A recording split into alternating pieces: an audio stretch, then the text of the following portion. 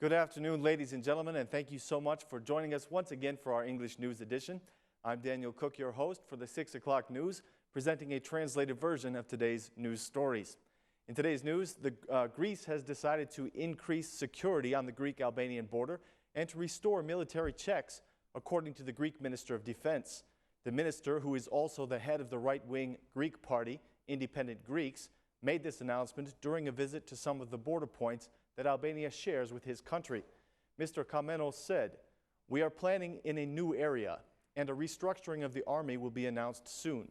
In the summer, the context of the planning that is being done, and on the basis of the orders that are being given by myself and the head of the army, we will increase the number of recruits in the region. The military personnel and helicopters in this area of the country will give the residents a sense of security," added Mr. Kamenos. When asked about the allegations that have recently been raised by Albania on the maritime borders, he replied that the sovereignty of the country cannot be negotiated, even if there are economic or external threats. "Greece is not afraid," he said. "We will not give up a millimeter of land by air or by sea," said Kamenos. This is not the first time that Greece has announced an increase of security along the Albanian border points. The previous government, led by Prime Minister Samaras, declared a year and a half ago that they would add military checks and observation points to monitor a length of approximately 600 kilometers of border between the two countries.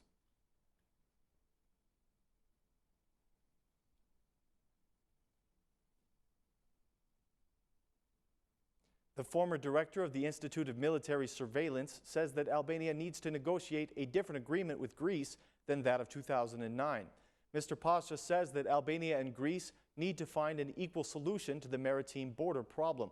He said, "I think that the renegotiations with Greece will be difficult because the communication from Greece is not clear.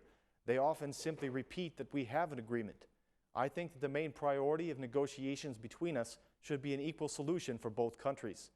Some days ago, the man who negotiated the pact with Greece, Mr. Christos Gerveni, accused Mr. Pasha of manipulating the map that was agreed upon. Pasha responded to Gerveni, saying that he has not manipulated the map and that there is no manipulated map in the Constitutional Court. He also said that both countries should be free to search the sea for oil, but before this can happen, they must divide it into territories.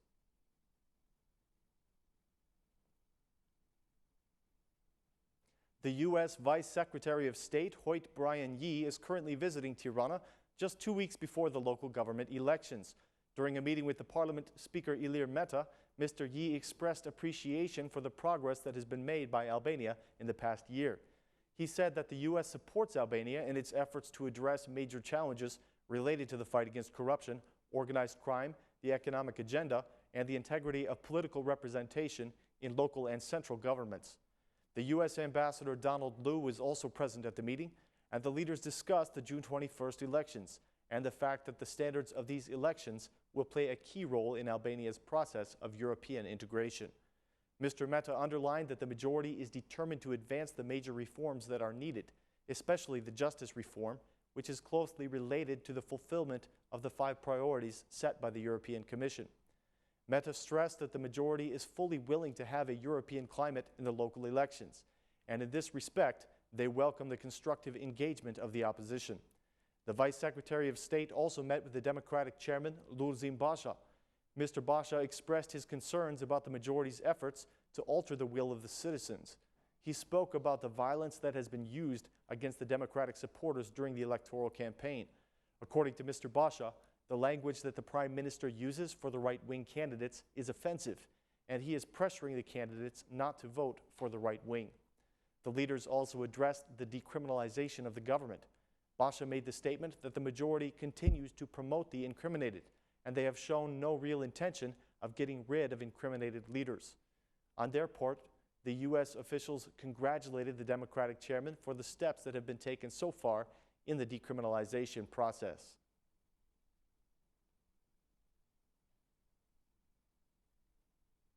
Instat has published its latest price index report, which shows that Albania's economic performance during the month of May was not positive. According to the report, the inflation level declined in May by 1.6%, now sitting at only 1.8% out of the 3% targeted by the Bank of Albania. Compared with April, the greatest decrease in prices was observed in the sector food and non-alcoholic beverages, which decreased by 3.6%. The largest price increase was observed in the transportation sector at an increase of 0.3%. The price of diesel fuel rose by 0.8%, and the price of gasoline increased by 0.9%. Compared to a year ago, the educational services sector has seen the most growth, with 10.1%, followed by the sector alcoholic drinks and tobacco at 6.8%, and communications at 2.2%. The traders and shop owners are saying that the citizens are already buying only the basic foods and that even fruit sales have declined. On their end, the citizens complain that they have no income and that they are forced to buy only the most necessary foods to put on their tables. The decline of the inflation in May was the largest in the first 5 months of this year.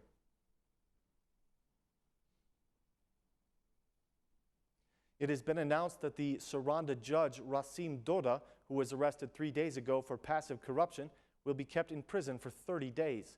The judge was arrested at the order of the prosecution for serious crimes, and he is accused of asking for 80,000 euro from a citizen in exchange for ruling in his favor. Allegedly, the judge even changed his ruling after he did not receive the money that he asked for. The High Inspectorate for Declaration and Audit of Assets has also filed charges against the judge for concealing his assets. He is one of 3 Saranda judges that have been charged by the HIDAA, together with the former director of the Saranda Customs Point. The 4 officials are accused of concealing their wealth, false statements of interest, falsification of documents, and suspicious money transfers outside of the country.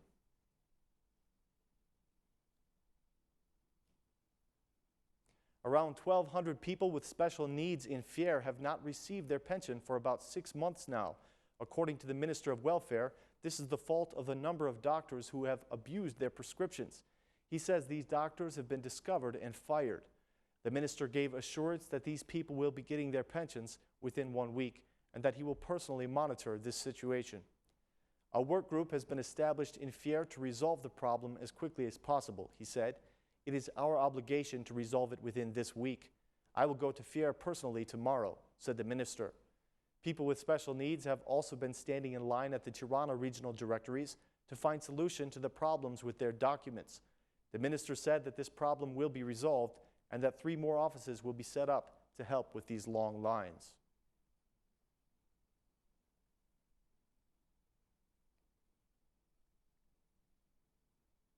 That concludes our news for this evening, ladies and gentlemen. Please join us again tomorrow at the same time for more translated news in English. Thanks, and have a great night.